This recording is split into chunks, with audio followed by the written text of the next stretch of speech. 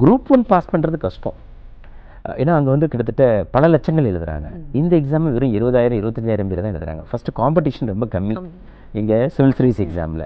IAS IPS ஆகிறது எளிது. இங்கே வந்து டிஎஸ்பி டெப்டி கலெக்டர் வந்து ரொம்ப கடினம். வேகன்சிஸ் இங்கே 1000 வேகன்சிஸ் யூபிஎஸ்சியில். இங்கே குரூப் 1ல் லெஸ் தென் 100 வேகன்சிஸ். மூணாவது ப்ரிலிமினரி கட் ஆஃப் வந்து வெறும் 40% 50% யூபிஎஸ்சியில். இங்கே 70% 80% டிஎன்பிஎஸ்சியில்.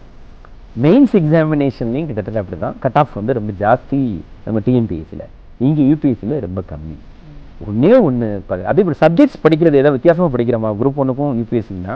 ஹிஸ்ட்ரி, ஜியோகிரஃபி, எக்கனாமிக்ஸு, தென் இந்தியன் கான்ஸ்டியூஷன், தென் வந்து international relations, current affairs, science and technology, ethics எல்லாத்தையும் தான் படிக்கிறோம். ஒன்றே ஒன்று நான் அடிக்கடி சொல்லுவேன் ஸ்டூடெண்ட்ஸ் கிட்ட, நீ ஒரு வெரி குட் சிங்கர். ஸ்பீக்கில் பாடினேன்னா உனக்கு என்ன ரிவார்டு கிடைக்கும்? யூ ஒரு வெரி குட் சிங்கர். நீ ஸ்டேஜில் மியூசிக் அகாடமியில் பாடினேன்னா அதுக்கு என்ன வேல்யூ? நீ வெரி குட் சிங்கராக இருந்துட்டு நீ டிஎன்பிஎஸ்சி குரூப் 4க்கு போகிற, குரூப் 2க்கு போகிற, குரூப் 1க்கு போகிற, அவ்வளோதான் கிடைக்கும். பட் உன்னோட பெர்ஃபார்மன்ஸை ஸ்டேஜை மாற்று, ஆட்டோமேட்டிக்காக ரிவார்டு பெரிய லெவலில் கிடைக்கும்.